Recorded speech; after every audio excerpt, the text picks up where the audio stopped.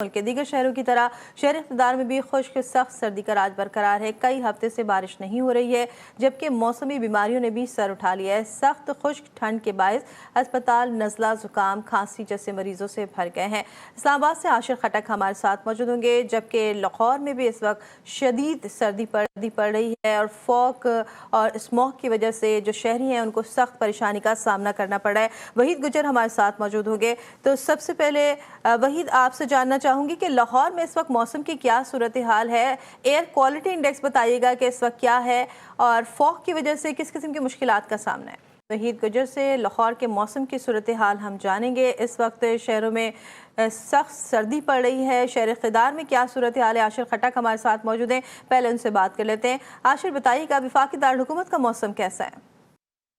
جی بالکل، ہر گزرتے دن کے ساتھ جو خشک سردی کی لہر ہے اس میں شدت آتی جا رہی ہے، اور جو سردی کی شدت ہے وہ بھی کافی زیادہ بڑھتی جا رہی ہے۔ اگر اسلام آباد کے درجہ حرارت کی بات کریں تو اسلام آباد میں دن کے وقت جو درجہ حرارت ہے وہ تقریباً 15 سے 16 ڈگری سینٹی گریڈ ریکارڈ کیا جاتا ہے، لیکن جو ہی شام ڈلتی ہے اور صبح سویرے کا جو وقت ہوتا ہے، خاص طور پر جو رات کا پچھلا پہر ہے، اس میں جو درجہ حرارت ہے وہ تقریباً نقطہ انجماد تک گر جاتا ہے، 1 سے 2 ڈگری سینٹی گریڈ ریکارڈ کیا جاتا ہے۔ تو سردی کی جو شدت ہے وہ دن بدن جو ہے وہ بڑھتی جا رہی ہے، اور چونکہ بارشیں نہیں ہو رہی ہے تو خشک سردی کی جو لہر ہے وہ کافی شدت اختیار کر چکی ہے، جس کی وجہ سے ہم نے دیکھا ہے کہ شہریوں میں جو وائرل انفیکشنز ہیں، خاص طور پر جو فلو ہے، گلا ہے اور بخار ہے، اور جو خاص طور پر جو چھوٹے بچے ہیں ان میں جو بیماریاں ہیں وہ کافی زیادہ پھیل چکی ہیں، اور اسی وجہ سے اسلام آباد کا جو ایئر کوالٹی انڈیکس ہے وہ بھی کافی زیادہ متاثر ہو رہا ہے۔ پہاڑوں کے دامن میں واقع ہونے کے باوجود اسلام آباد کا جو ایئر کوالٹی انڈیکس ہے وہ اس وقت تقریباً 160 سے 170 کے قریب ریکارڈ کیا جا رہا ہے، جو کہ اسلام آباد جیسے شہر کے لیے کافی تشویشناک صورتحال ہے، اور یہی وجہ ہے کہ جو طبی ماہرین ہیں وہ اس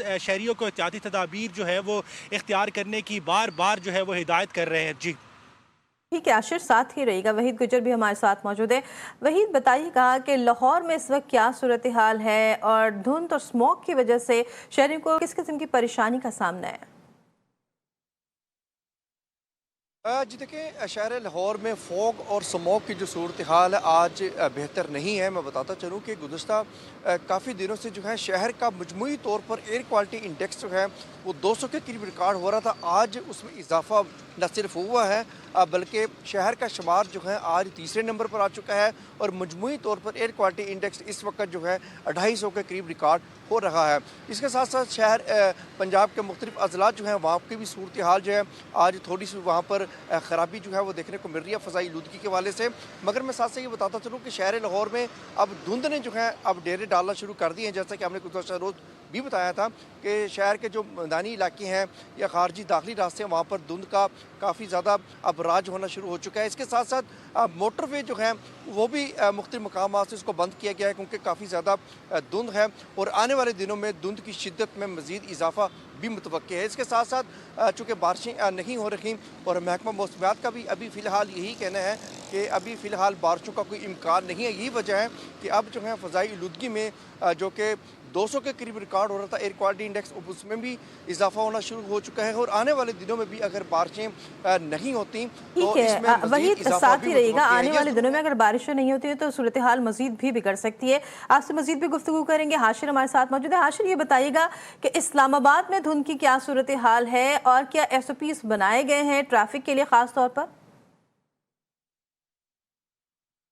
جی بالکل، دیکھیں اسلام آباد میں جس طرح لاہور کی صورتحال ہے یا پنجاب کی جو دیگر شہروں کی صورتحال ہے اس طرح کی صورتحال تو اسلام آباد میں نہیں ہے، لیکن ایس او پیز پر جو ہے وہ عمل درآمد ضرور کروایا جا رہا ہے، تاکہ خاص طور پر جو اسلام آباد کے مضافاتی علاقے ہیں وہاں پر جتنے بھی بھٹے ہیں اور دیگر فیکٹریز ہیں ان کے لیے خاص طور پر جو ہے وہ ایس او پیز بنائے گئے ہیں، اور ان ایس او پیز پر عمل درآمد یقینی بنانے کے لیے انتظامیہ کی ٹیمیں پے در پے جو ہے وہاں پر جا کے چیکنگ بھی کرتی ہیں، لیکن بظاہر جو ہے وہ اسلام آباد میں دھند کی خاص جو صورتحال ہے وہ دکھائی نہیں دے رہی ہے۔ جی ٹھیک ہے، تو وحید آپ بتائیے گا کہ جس طرح سے کہ ہم دیکھ رہے تھے کہ پنجاب حکومت کی جانب سے، انتظامیہ کی جانب سے جو ہے وہ سختی سے عمل درآمد کروایا جا رہا تھا، یہاں پر کیا صورتحال ہے اور خاص طور پر اسکول کے بچوں کے لیے ٹائمنگ میں کوئی تبدیلی کی گئی ہے؟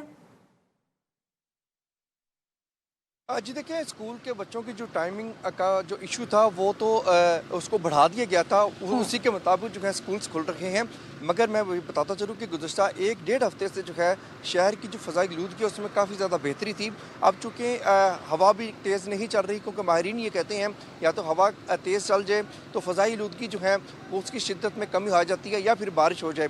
मगर मैं बताता चलूँ कि तकरीबन 1-1.5 हफ्ता जो है काफ़ी रिलीफ रहा। 200 के अंदर अंदर जो है मजमूई तौर पर एयर क्वालिटी इंडेक्स रिकॉर्ड हुआ। इसी तरह पंजाब के मुख्तलिफ अजलात जो है वो भी, वहाँ की भी सूरत हाल काफ़ी बेहतर थी। मगर आज न सिर्फ फ़ज़ाई आलूदगी में इजाफा हुआ है बल्कि शहर का शुमार भी तीसरे नंबर पर आ चुका है। तो इस वाले से जो कार्रवाइयाँ हैं वो तो जारी हैं, इसमें कोई शक नहीं है कि महकमा माहौलियात या दीगर जो महकमे हैं वो अपनी कार्रवाइयाँ कर रहे हैं। यही वजह है कि इस बार जो है कुछ दिनों के लिए जो है कोई 1-1.5 महीना माह कबल जो है 400 के करीब एयर क्वालिटी इंडेक्स गया था। मगर उसके बाद इन्हीं कार्रवाइयों की वजह से जो है एयर क्वालिटी इंडेक्स जो है जी। उसमें कमी जो है काफ़ी दिनों जो है वो देखने को मिली। कार्रवाइयाँ जो अपनी जगह पर मौजूद हैं, मगर फिर भी तिब्बी माहिरीन कहते हैं इसका मुकम्मल खात्मा या इसमें अच्छा खासा रिलीफ जो है वो ठीक। सिर्फ बारिश से ही मुमकिन है। और महकमा मौसमियात का कहना है कि आइंदा कोई चंद दिनों तक जो है शहर के मुख्तलिफ इलाकों में बूंदाबांदी के इम्कानात ठीक है, ज़रूर हैं। बूंदाबांदी के बहुत ज़्यादा इम्कानात तेज़ हैं। नहीं। बहुत शुक्रिया वहीद, अपडेट करने के लिए। आशिर खटक इस्लामाबाद से हमारे साथ मौजूद थे। आपका भी बहुत शुक्रिया।